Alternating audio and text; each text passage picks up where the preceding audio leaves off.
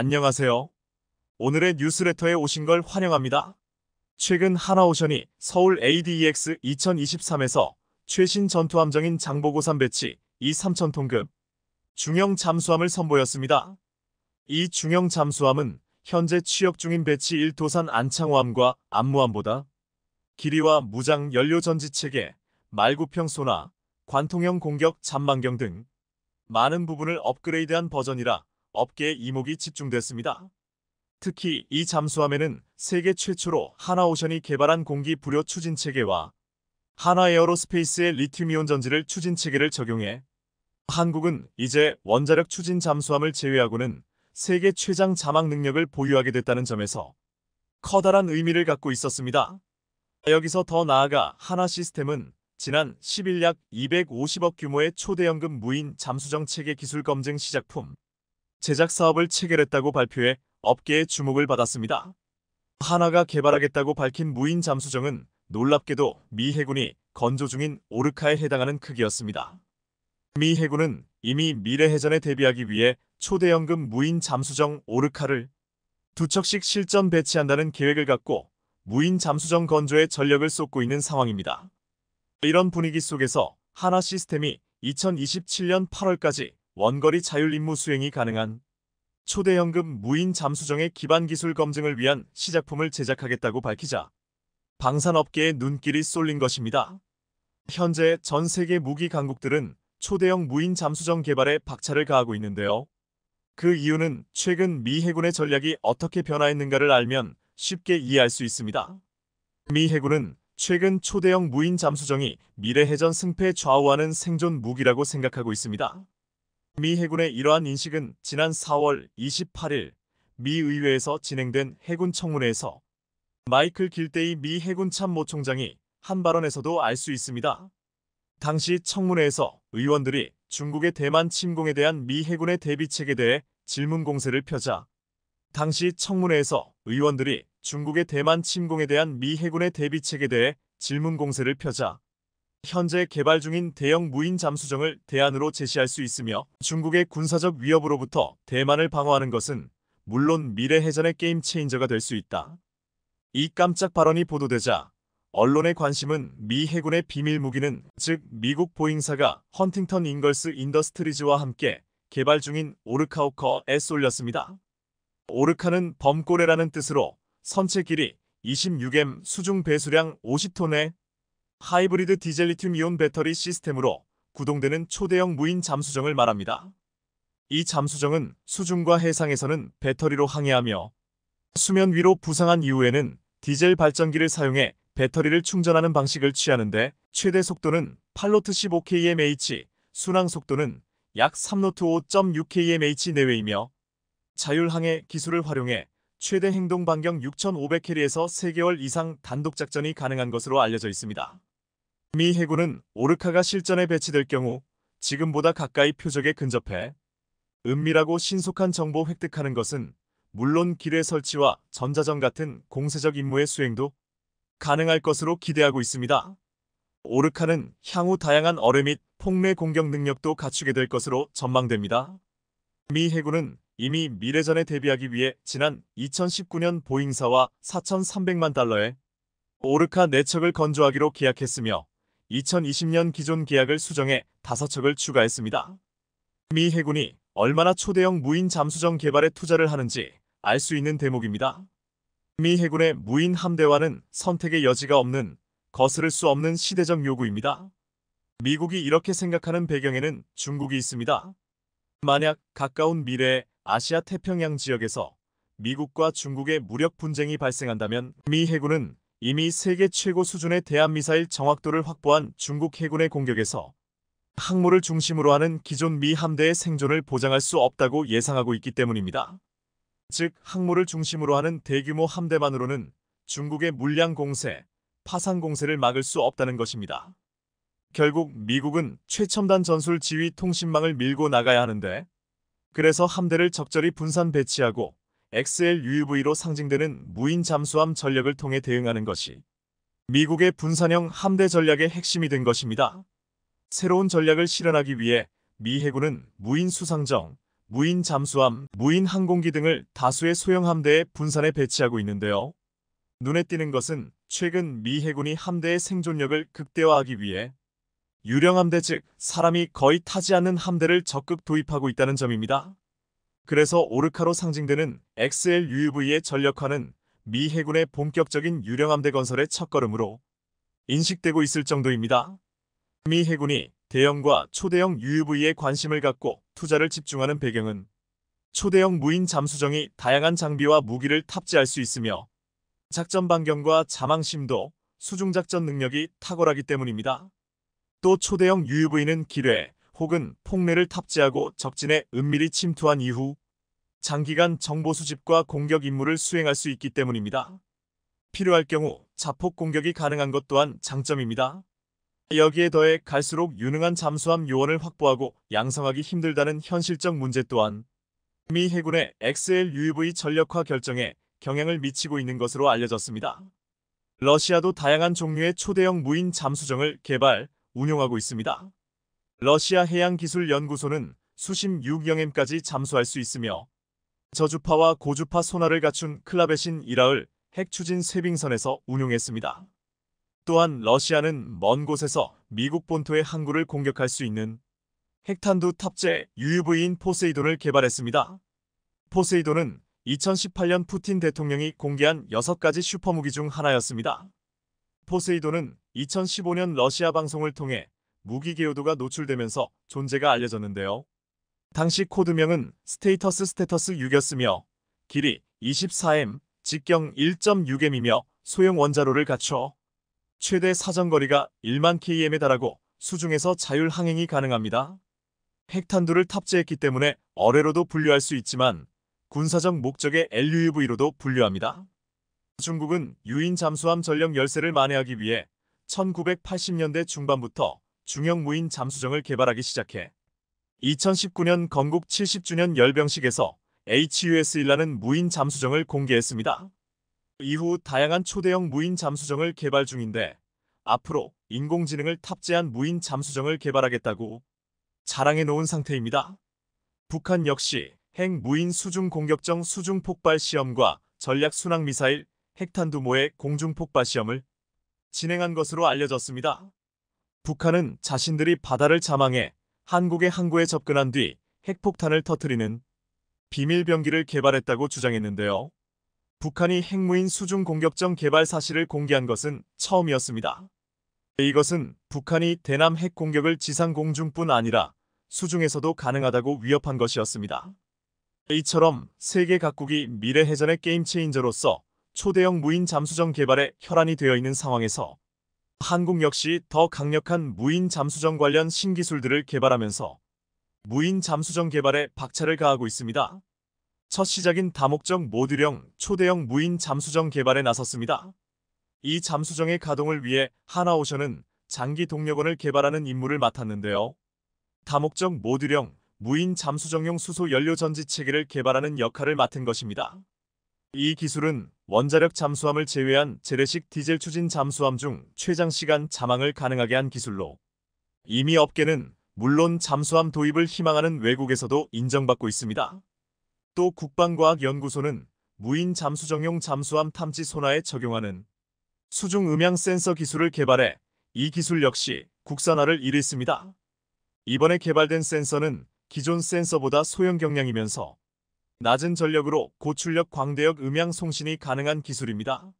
한편 하나오션은 방산업계에서 꿈의 R&D 설비로 불리는 음향 수조를 국내 조선업체 중에 유일하게 운영하면서 무인 잠수정 개발에 박차를 가하고 있습니다. 언뜻 보면 실내 수영장처럼 보이는 이 음향 수조는 길이 25m, 폭 15m, 수심 10m 규모로 수중에서 음파를 쏴서 주변 탐지 기술을 개발하는 시설인데요. 이곳에서 하나오션은 무인 잠수정에 관련된 여러 가지 실험을 하고 있습니다. 특히 공기방울을 분사할 때 소음을 얼마나 줄일 수 있는지 측정하는 것은 잠수함과 무인 함정의 생존과 직결된 문제입니다. 적의 음파 탐지를 피해 조용히 항해하는 것이 잠수함과 무인 잠수정의 생존에 큰 영향을 주기 때문입니다.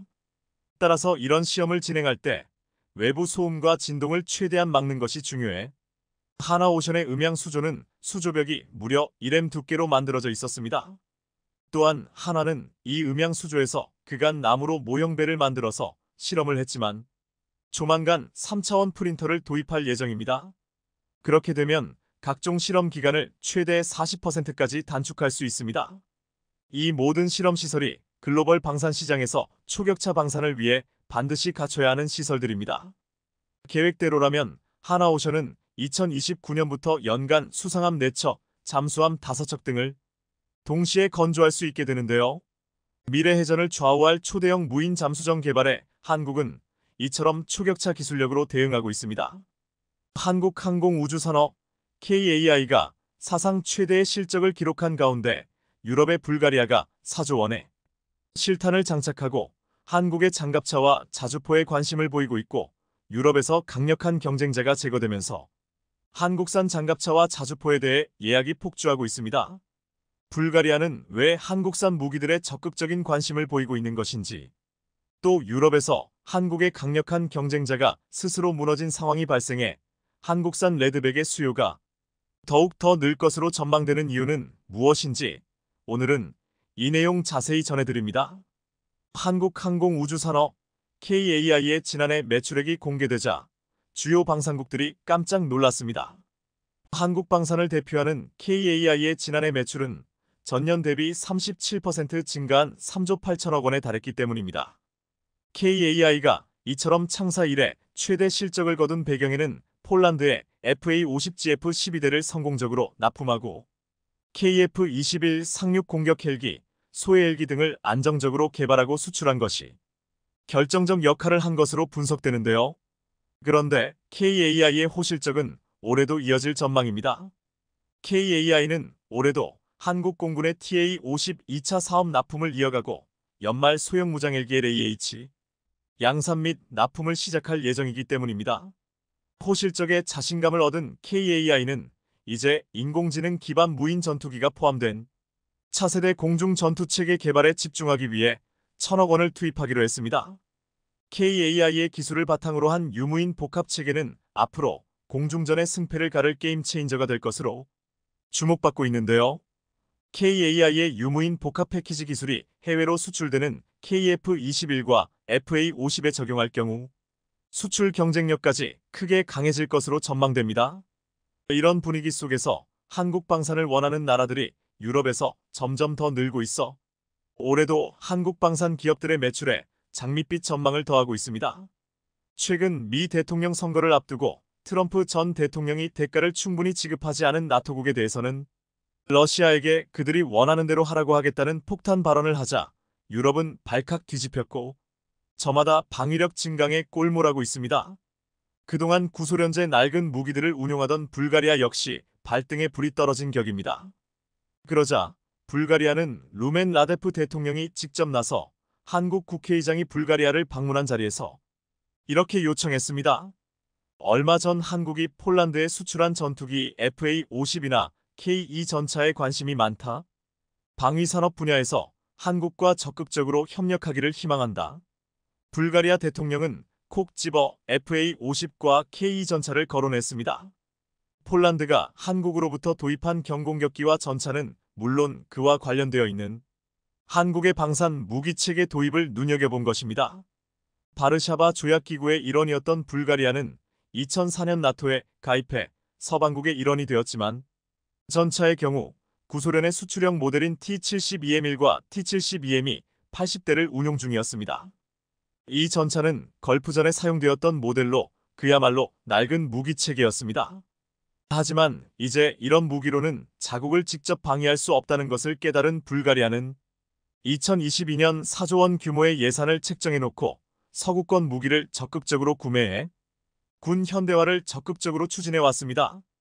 특히 불가리아 육군이 구매하고 싶어하는 무기는 기계와 여단용 장갑차입니다. 현재 불가리아 육군의 주력 장갑차는 BTR-60으로 1950년대에 개발된 차륜형 장갑차입니다. 현대적 장갑차를 원하고 있지만 그동안 예산을 맞추지 못해 계속 도입이 불발되었습니다. 핀란드가 제시하는 장갑차가 대당 25억 원인데 반해 한국의 K808 장갑차의 경우 약 12억 원으로 가격 경쟁력 또한 한국이 앞서 있습니다. 또 한국의 K-21 보병 장갑차도 불가리아가 원하는 장갑차의 좋은 대안이 될 수 있습니다. 불가리아가 한국으로부터 K-21 보병 장갑차를 구매하고 여기에 한국의 현공 대전차 미사일로 공격력을 강화한다면 불가리아는 가성비 최적의 방어력을 갖추게 될 것입니다. 불가리아 육군 개혁의 핵심은 사실 자주포 도입입니다. 그동안 불가리아는 1970년대부터 배치된 구소련의 ES-1 자주포를 운용해 왔습니다. 122mm 곡사포를 장착하고 있으며 분당 45발 내외로 사격할 수 있습니다. 하지만 장전부터 발사까지 하려면 46명의 승무원이 필요하고 얇은 장갑으로 피격 시 생존성이 낮다는 단점이 있었습니다. 그래서 불가리아 육군은 현재 기동력이 우수하고 자동장전 시스템을 갖춘 155 자주포를 강력히 원하고 있습니다. 여기에 기계와 보병용 대공 장비 구매, 대공 방어 체계 구축, UAV 체계 구축 등도 함께 추진할 예정이라고 하는데요. 불가리아는 현재 약 200대의 BM-21 다연장 로켓포를 운용하고 있는데 정확도도 낮고 사용 후 재장전 때까지 많은 시간이 걸려 교체를 갈망하고 있습니다. 이미 폴란드가 한국으로부터 천무 다연장 로켓을 도입하면서 구소련제 122mm 로켓도 호환 가능하도록 통합하겠다는 계획을 발표함으로써 불가리아 역시 한국의 다연장 로켓 천무를 구매하면 자신들이 보유 중인 로켓을 호환 가능해 사용할 수 있다는 것을 알게 되었고, 그래서 더욱 더 한국의 천무 수출 가능성도 높아지고 있습니다. 천무는 미국의 하이마스보다 2배 더 많은 미사일 발사가 가능하며 가격은 하이마스보다 절반이기 때문에 구매 당사자의 입장에서는 매력적인 무기이기 때문입니다. 또한 불가리아 해군은 디젤 추진 잠수함과 미사일 함정 획득을 추진하면서 전투력 증강을 위해 이 분야 역시 한국 방산의 장점이 집약되어 있는 분야라 한국이 무기 수출에 있어 유리한 고지를 점할 수 있을 것으로 예상됩니다. 현재 불가리아는 전쟁 중인 우크라이나에 구식 소련제 무기 보내며 무기 공백을 나토와 상호 교류 가능한 신형 무기들로 채우려 하고 있습니다.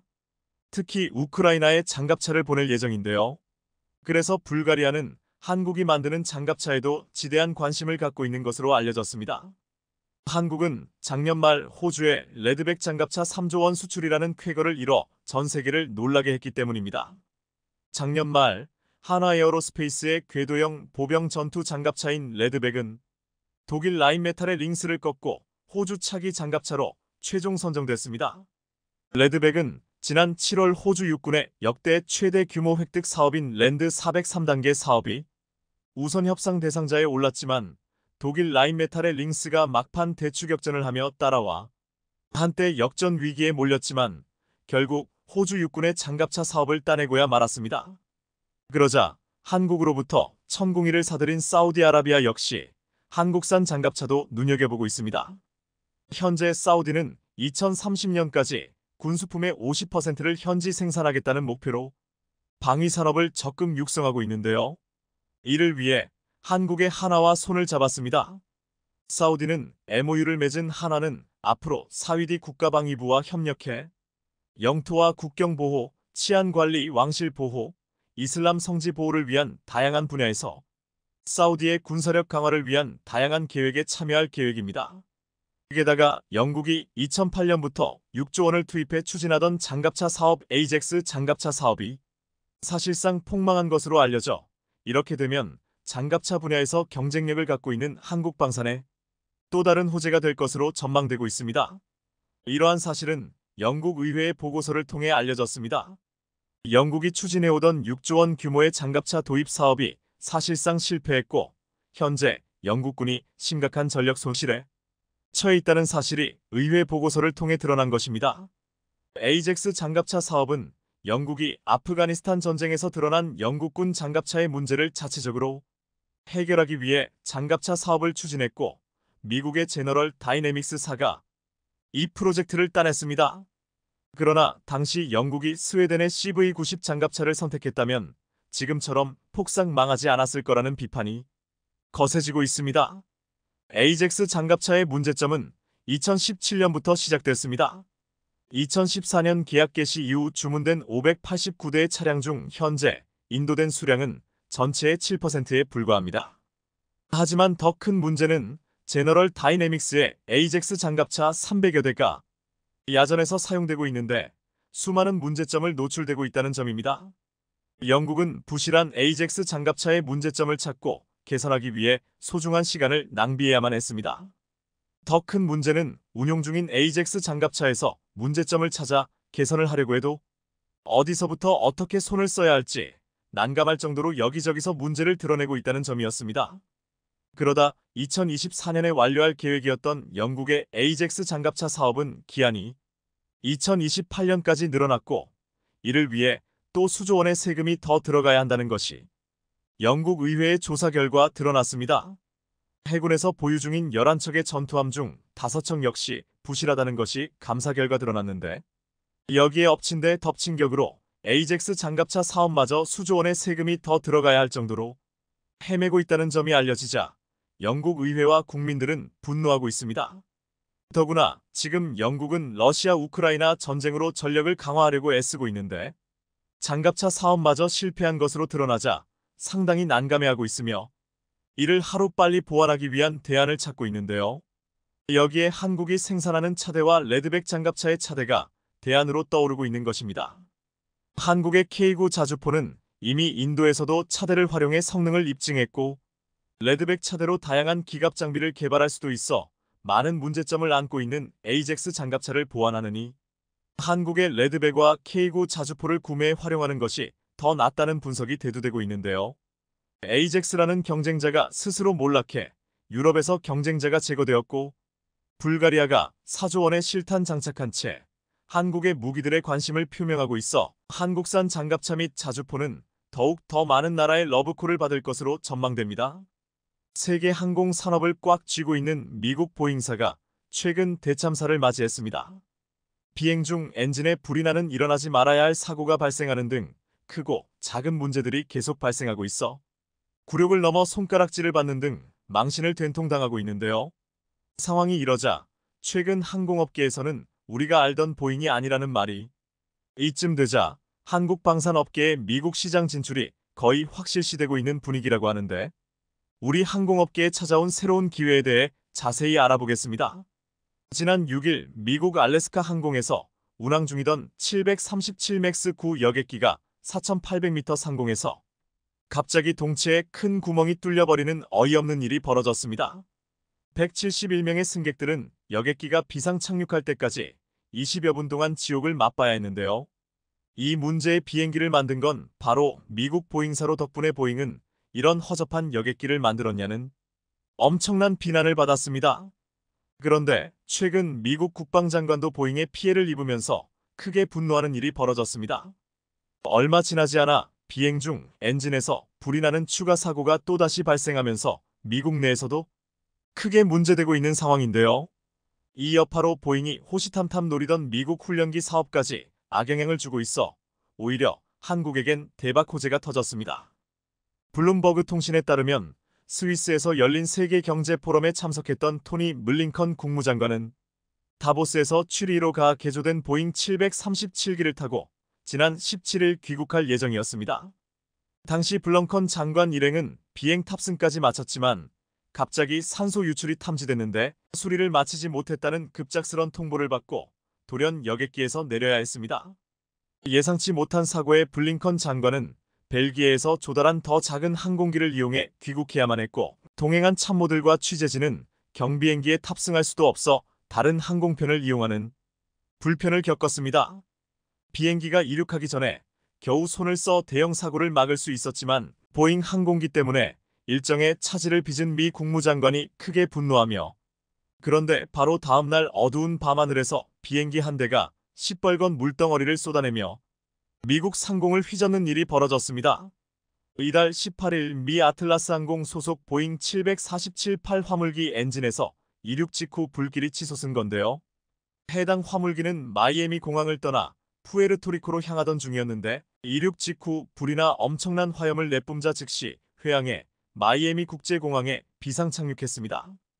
그리고 이 소식을 들은 미 국무장관은 앞서 보잉사 여객기를 안 타길 잘했다고 가슴을 쓸어내렸다고 합니다. 그것도 그럴 것이 당시 목격자가 찍은 영상을 보면 하늘을 날던 비행기가 불꽃과 연기를 내뿜으며 그나마 화물기라 일반 승객은 없었고 승무원 5명만 타고 있었는데 즉시 회항에 비상 착륙하면서 인명피해는 나지 않았습니다. 그런데 이번 사고 직후 미 연방항공청의 점검 결과 화물기 엔진 위에서 야구공보다 조금 큰 크기의 구멍이 발견됐습니다. 제너럴 일렉트릭사의 엔진 사기를 탑재한 사고 항공기는 운영한 지 8년밖에 되지 않았지만 현재 보잉사는 이달 초 알래스카 항공 소속 737 맥스9 여객기에서 비행 중 벽체 일부가 떨어져 나가는 사고가 발생하면서 미 항공 당국의 조사를 받고 있는 중인데요. 인재 사고가 발생하지 않았더라도 보잉사에서 계속 불미스러운 일이 벌어지자 이렇듯 최신 기종인 737 맥스에 이어 대표 기종인 747에서도 사고가 발생하면서 항공기 제조업체 보잉의 이미지 실추는 물론 신뢰도에 빨간불이 켜졌는데요. 실제로 전문가들은 엔데믹으로 신규 비행기 주문이 급증하는 상황에서 이번 일로 세계 항공시장에서 보잉과 에어버스의 격차가 더욱 벌어질 거라고 내다봤습니다. 항공업계에 따르면 작년에 보잉의 신형 비행기 주문 대수는 1,456대로 같은 기간 에어버스는 2,319대를 주문받아 보잉에 비해 1.6배 많았습니다. 사실 보잉은 지난 2012년부터 2018년까지 업계 1위를 유지했었습니다. 하지만 2018년 라이언에어와 2019년 에티오피아 항공의 B737 맥스8 추락 사고로 탑승자 전원이 사망하면서 신규 주문량이 급감했습니다. 실제로 당시 미국 연방항공청과 중국에서 운항 중단에 나서는 등 보잉의 신뢰도가 급격히 추락했습니다. 그런데 이번에 연이은 사고로 인해 보잉은 또다시 품질 논란에 발목이 잡히게 될 것으로 보입니다. 작년까지만 해도 보잉이 에어버스와의 격차를 줄이기 위해 엄청나게 노력해왔지만 물거품이 되고 만 겁니다. 당장 지금만 하더라도 에어버스가 쌓아놓은 주문량이 보잉의 6배가 넘는 등 항공 전문가들 역시 보잉의 사고로 인해 신규 비행기 주문 계약이 밀리는 올해 파리 에어쇼에서 에어버스의 반사이익이 기대된다고 내다봤습니다. 그런데 보잉은 이번 사고로 인해 미 공군의 신형 항공기 사업에서도 씻을 수 없는 치명타를 입을 것으로 보이는데요. 민간 여객기에서 발생한 사고가 심각한 결함 때문이라는 사실이 밝혀지면 미 공군이 도입하기로 했던 레드호크 훈련기는 물론 미 해군 훈련기 사업이 물거품이 될 수 있어 그렇게 되면 한국 방산업계가 반사 이익을 볼 거란 기대감이 나옵니다. 미 해군은 내년 하반기 계약을 목표로 최대 220대의 고등 훈련기를 2027년을 목표로 최대 132대의 전술 훈련기를 도입할 예정으로 알려졌습니다. 미 공군 역시 내년 계약을 목표로 최대 244대 규모의 전술 훈련기를 도입할 계획입니다. 앞서 2018년 KAI와 미 로키드 마틴 컨소시엄은 미 공군 차기 고등 훈련기 사업에서 보잉의 T7의 고배를 마셨지만 이후 T7이 기체 결함으로 개발이 지연돼 논란이 불거졌었습니다. 이렇듯 한국은 미 공군 해군 사업에서의 서륙전을 위해 KAI와 로키드 마틴이 다시 힘을 합해 보잉과의 경쟁을 준비하고 있었는데요. 그런데 이런 가운데 최근 잇따라 보잉에서 사고가 발생하면서 FA-52 미 해군 공군이 차기 유력 훈련기 기종으로 부상하는 등 엄청난 스포트라이트를 받게 됐습니다. 반면에 보잉의 경우 2016년부터 착수한 레드호크 훈련기 사업도 양산 소식이 캄캄한 가운데 최근 여객기에서 치명적인 사고까지 발생하면서 보잉의 앞날은 장담할 수 없는 상황입니다. 이런 상황에 미 고등훈련기 사업에 한국에 맞서 제대로 대응이나 할 수 있을지 의문이라는 의견이 지배적입니다. 그런데 최근 보잉 여객기가 이딴 사고를 일으킨 건 오랜 기간 비용 절감만을 앞세워 품질 관리를 무시한 아웃소싱 관행이 원인이라는 지적이 나왔습니다. 월스트리트 저널에 따르면 이번 사고가 발생한 보잉 737 맥스9의 기체를 제작한 스피릿 공장은 과거 보잉이 운영하던 시설이었지만 보잉은 최종 조립에 집중하는 식으로 부가가치를 극대화하려는 전략에 따라 공장을 매각했습니다. 이후 스피릿은 보잉의 기체를 제공하는 유일한 공급업체가 됐지만 생산 문제와 품질 저하로 인해 어려움을 겪게 됐습니다. 그런데 보잉은 스피릿의 생산 속도를 높이라는 무리한 요구를 계속했고 아무도 발견하지 못한 문제를 안고 있는 비행기가 전 세계에 있게 됐다는 후문입니다. 실제로 보잉은 2018년과 2019년의 추락사고 이후에도 이런 구조적 문제를 바로잡지 않았고 이번에 발생한 사고들도 무관하지 않아 보입니다.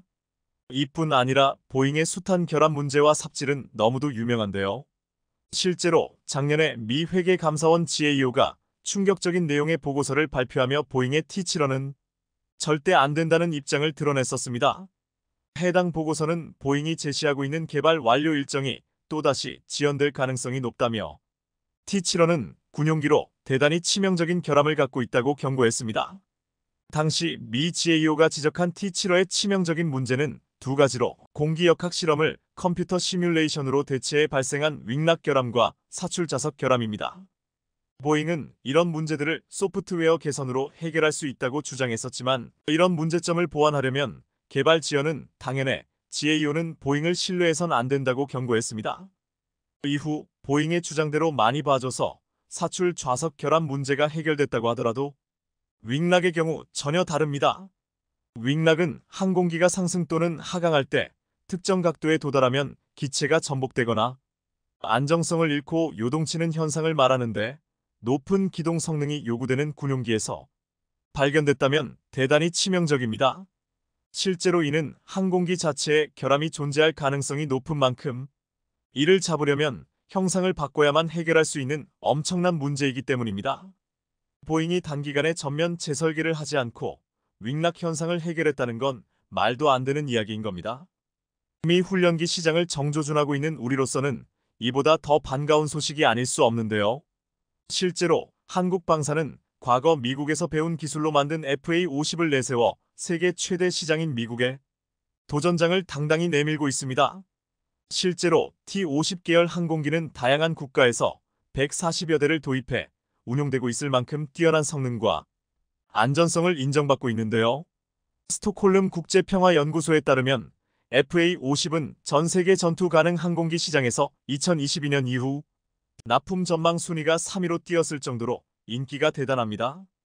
이에 힘입어 FA-50이 미국 해군의 전술임문기와 미국 공군의 전술훈련기 도입 사업에 첫 단추를 끼우려는 등 미국의 500대 수출이 아주 유력한 상황입니다.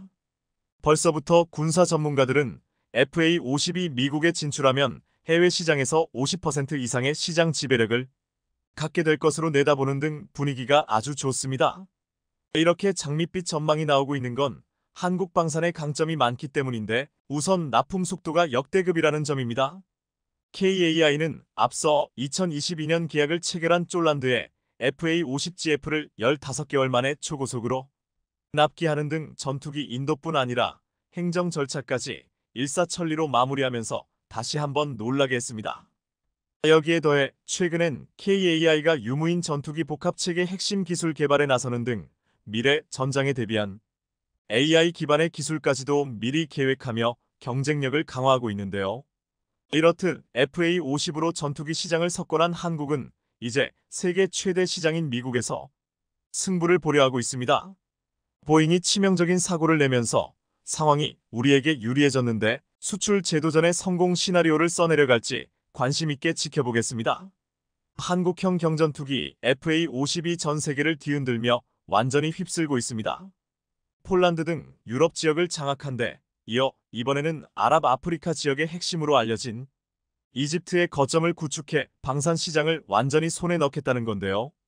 이뿐 아니라 전투기 심장으로 알려진 엔진을 그냥이 아닌 슈퍼 호넷급으로 탄생시킨다고 하는데 FA-50을 둘러싼 최근 상황에 대해 자세히 알아보겠습니다. KAI의 국산 다목적 경전투기 FA-50 200효자 노릇을 톡톡히 하고 있습니다. 핵심 우방국인 쫄란드를 해외 마케팅 거점으로 삼고 아시아, 남미, 아프리카를 넘어 내친김에 항공산업의 본고장인 미국 시장 진출에 도전장을 내밀고 있는데요. 방산업계에 따르면 KAI는 지난달 29일 폴란드 공군에 FA-50GF 12대 납품을 전달하며 수출 계약을 체결한 지 1년 3개월 만에 납품을 성공적으로 완료했습니다. 앞서 KAI는 2022년 9월 폴란드와 FA-50 48대 수출 계약을 체결했는데 남은 물량 36대는 쫄란드 공군의 요구에 맞춰 FA-50PL로 개발해 2028년까지 납품할 예정입니다. 이렇듯 FA-50은 폴란드 주력 전투기를 대체하는 핵심 기종으로 주목받고 있는 상황으로 노후화한 미그 29와 수호이 22 전투기를 FA-50으로 대체해 공군 현대화를 추진하려 하고 있습니다. 여기에 더해 필리핀도 FA-50 도입에 관심이 아주 많은데 차기 전투기 선정 사업으로 FA-50 블록 20을 눈여겨보고 있는 상황입니다. 개량형 모델인 블록 20은 항속거리와 무장 능력을 확대한 모델로 AESA 레이더, AIM-120 암람 중거리 공대공 미사일을 탑재할 수 있어 동급 최강 전투기로 불립니다. 사실 필리핀 공군은 2015년부터 FA-50PH-12대를 운용하고 있는데 뛰어난 격추 성능에 만족감을 드러내고 있는 중입니다. 우즈베키스탄도 FA-50 도입을 타진하고 있는 중인데 바오디르 쿠르바노프 우즈베키스탄 국방장관은 작년 8월 국방장관회담에서 우리 국방부의 방산 협력에 대한 러브콜을 보내왔습니다. 우즈베키스탄을 비롯해 러시아 무기에 의존하던 중앙아시아 국가들은 최근 지정학적 긴장이 고조되면서 수입처 다변화를 꾀하고 있는 중이라 적극적인 움직임이 많은 상황입니다. 이뿐 아니라 이집트 공군의 고등훈련기 사업 수주 가능성도 매우 큰데 현재 KAI는 이집트와 FA-50 36대 수출 협상을 진행 중인 것으로 알려졌습니다. 특히나 이집트의 경우 향후 추가 주문 가능성도 있어 앞서 KAI는 이집트 수출을 최우선 과제로 마케팅을 집중했고 현재 협상이 막바지 단계인 것으로 전해집니다. 이렇듯 KAI는 아프리카의 안보 전략의 요충지인 이집트를 넘어서 항공산업의 본 고장인 미국 시장에 도전장을 내밀겠다는 큰 그림을 갖고 있는데요. 방산업계에 따르면 미국은 내년까지 280대 규모 공군 전술훈련기와 220대 규모 해군 고등훈련기 전술훈련기를 도입할 계획입니다. 우크라이나 사태, 중동 전쟁 등으로 인해 최근 유럽을 중심으로 빠르게 무기 재고가 소진되고 있는 만큼 FA-50의 미국 시장 진출 도전에 대해 승산이 있는 도전이라는 평가가 나옵니다. 그런데 최근 이집트에서 FA-50 경전투기 36대 생산 협약 체결 소식이 전해지면서 방산업계가 들썩이고 있는데요. 이집트 FA-50 수출건의 경우 이집트 현지에 생산 공장을 짓고 자체 제작하는 방식의 수출로 진행될 가능성이 높은 것으로 전해집니다. 최근 언론 보도에 따르면 우선적으로 FA-50 36대를 생산하고 추가로 더 생산 계획이 있을 가능성이 매우 큽니다. KAI는 이집트를 아랍 아프리카 지역의 FA-50 수출과 유지보수 거점으로 활용할 생각을 가지고 있는 상황입니다. 사실 이집트 FA-50 수출은 1년 전부터 계약 이야기가 글로벌 방산 업계에서 나오고 있는데 지난달 계약이 막바지에 이르렀다는 언론 보도와 함께 해외 트위터에서도 해당 내용이 업로드되는 등 계약 체결이 임박한 것으로 보입니다. 이번에 계약 체결이 성사되면 이집트는 전 세계에서 7번째 FA-50 운용국이 될 전망인데요. 전투기 등 무기체계의 경우 국가마다 군사 운용 방식이나 환경이 달라 맞춤 제작에 대한 수요가 발생할 수밖에 없는데 한국 방산은 이에 유연하게 대응할 수 있는 만큼 FA-50 운용국이 계속 늘어나고 있는 것으로 보입니다. 그런데 최근 KAI가 중국을 제치고 이집트에 최대 100대 규모의 FA-50 수출을 시작한다는 소식이 들려오는 등 그동안 무성했던 소문이 현실화됐습니다. 디펜스 아랍에 따르면 작년 12월 이집트 아랍산업화기구는 KAI와 FA-50 기술 이전 및 공동 생산을 위한 예비 계약을 맺은 것으로 알려졌습니다. 이를 위해 1월 아랍산업화기구 수장이 우리 방산 대표단을 만나 초기 협약을 위한 실행 단계를 구체적으로 이야기했으며 그 뒤 급물살을 탄 것으로 보입니다. KAI에 따르면 이집트와 FA-50 공동 생산과 더불어 지역별 수출센터를 설립해 관련 서비스를 제공한다는 계획입니다. 현재 이집트는 공군의 현대화를 위해 첨단 훈련기 100대를 계약하는 걸 타진하고 있는 중으로 이 가운데 FA-50이 낙점된 것으로 보입니다. 실제로 FA-50은 이집트 공군의 주력 전투기인 F-16과 호환성이 매우 높아 차기 전투기로 적극적인 관심을 보이고 있는 것으로 알려졌습니다. 더구나 FA-50은 경쟁사인 중국의 AVIC L-15, 이탈리아 레오나르도 M346과 견주어 볼 때 교육과 훈련에 최적화돼 있어 향후 이집트 공군의 핵심 기종으로 활약이 기대됩니다. 실제로 강구영 KAI 사장은 작년에 열린 리마 국제에어쇼에서 이집트에서 우선 협상 대상자 선정이 조만간 진행될 것이라며 FA50 100대를 수출할 수도 있는 매우 큰 시장으로 기대가 된다고 말했습니다. 이런 KAI의 기대감과 노력에 부응하듯 이집트에서 좋은 소식들이 계속해서 들려오고 있어 뿌듯한 상황인데요. 그런데 해당 소식을 들은 중국에서 평소와 완전히 다른 반응이 나와 신선한 충격을 주고 있습니다. 다름 아닌 중국 언론에서 FA50의 이집트 수출을 칭찬하는 듯한 반응을 보였기 때문입니다.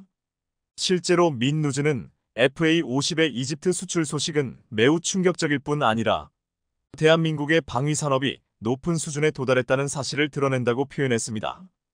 매체는 중동과 아프리카 지역에 서티50과 FA50이 자리매김하게 됐다며 방산시장의 새로운 슈퍼스타로 이번 기회를 통해 중동, 아프리카 지역에서 한국산 무기의 영향력이 크게 확대될 것으로 보인다고 보도했습니다. 그러면서 FA50을 둘러싼 이집트와의 협력은 국제방산시장에서 한국 방산의 입지를 더욱 공고히 하는 계기가 될 것이라며 대한민국의 방위산업은 전 세계로 뻗어나가면서 3K 눈부신 성과를 거두며 탄탄대로를 달리고 있다고 평가했습니다.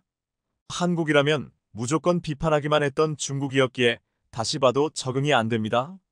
그런데 이번에도 중국이 크게 화들짝 놀랄 만한 한국 전투기 관련 추가 소식이 국내 방산업계에서 또다시 들려왔습니다. 다름 아닌 대한민국이 드디어 한국형 전투기 엔진 개발에 착수하기로 했다는 엄청난 소식인데요. 첨단 항공 엔진은 10대 국방 전략 기술에 모두 포함될 만큼 경제안보 측면에서 중요한 기술로 개발이 완료되면 우리 방산 산업의 새로운 도약을 이끌 것으로 보입니다. 방사청에 따르면 2030년대 중후반까지 국산 전투기에 장착할 수 있는 15,000 IBF급 터보팬 엔진 개발을 완료할 예정입니다. LBF는 엔진 출력의 단위로 1만 LBF 이상은 Z기급으로 분류됩니다. 현재 항공 엔진을 개발할 수 있는 기술력은 미국과 영국 등 일부 선진국만 보유하고 있을 정도로 막대한 예산과 오랜 시간이 걸리는 첨단 기술로 꼽힙니다. 한국의 경우 ADD를 중심으로 항공 엔진 개발을 위한 설계, 부품 기술을 개발하고 있으며 민간 업체에선 항공용 가스터빈 엔진 일부 부품의 제작과 조립 기술을 가지고 있지만 독자적으로 항공 엔진을 설계하고 제작할 수 있는 기술은 부족합니다. 이런 이유로 그동안에는 T50, FA50, TA50의 심장에 해당하는 엔진은 모두 외국에서 수입해 왔었습니다. 하지만 미래 전장이 항공과 우주까지 확장될 것으로 예상되는 만큼 더구나 방위산업이 미래 먹거리로 성장하고 있는 상황에서 독자 항공 엔진 개발의 필요성이 날로 높아지고 있는 상황입니다. 때문에 우리 역시 항공 엔진 개발을 주목하게 됐고 본격적으로 우리의 심장으로 전투기를 날아오르게 하기로 한 겁니다. 방산업계에 따르면 현재 국내에서 항공 엔진을 생산하는 곳은 한화에어로스페이스가 유일한데요. 한화에어로스페이스는 F-15K 전투기와 T-50 고등 훈련기 등 우리 공군의 주력 항공기 엔진뿐 아니라 한국형 헬리콥터 개발 사업에도 참여해 수리온의 엔진도 생산했습니다. 2016년엔 KF-21 프로젝트에 뛰어들어 엔진 통합 개발을 주도하는 역할을 맡았는데 이런 이유로 한화에어로스페이스가 GE로부터 관련 기술을 이전받아 직구매 조립 국산화 부품 국산화의 3단계를 거쳐 엔진 국산화를 추진할 것으로 보입니다. 사실 국내 방산업계는 오랜 기간 미국 업체들과 정식 계약으로 기술과 부품을 받아 전투기용 엔진 기술을 국산화해왔는데요. 이를 바탕으로 현재 1350도 수준의 유를 가진 터보팬 엔진 기술까지 확보했다는 평가를 받고 있습니다. 그런데 방사청이 10여 년 뒤에 내놓겠다고 밝힌 엔진은 현재 KF-21이나 미군 FA-18EF 슈퍼호넷 전투기에 탑재되는 F-414급에 해당하는 어마어마한 수준입니다. 올해 시작되는 엔진 국산화 개발 프로젝트의 완료 목표 시기는 2037년쯤으로 전체 사업 예산은 약 5조 원 규모로 추산됩니다. 중국이 한 종류의 엔진을 개발하기 위해 퍼부은 돈의 5분의 1도 안 되는 예산과 4분의 1에 불과한 사업기간으로 한국은 고성능 엔진을 만드는 건데요. 이른바 한국형 F-414 엔진이 완성되고 이 엔진이 FA-50 후계 기종 혹은 KF-21 블록 3 같은 차세대 기종에 탑재되면 한국은 진정한 의미에서 전투기 독자 개발 생산 능력을 갖추게 될 것으로 보입니다. 현재는 전투기 동체부터 레이더, 전자장비, 각종 센서와 엔진까지 독자적으로 설계하고 제작할 수 있는 나라는 미국, 러시아, 중국, 프랑스, 일본, 영국 정도에 불과합니다. 2030년대 중반이 되면 한국도 비로소 그 대열에 합류하게 되는 건데요. 대한민국이 오롯이 순수 국산 기술로 전투기를 독자 생산하는 진정한 항공 선진국으로 거듭날 일이 머지않은 것 같습니다. 시청해주셔서 감사합니다.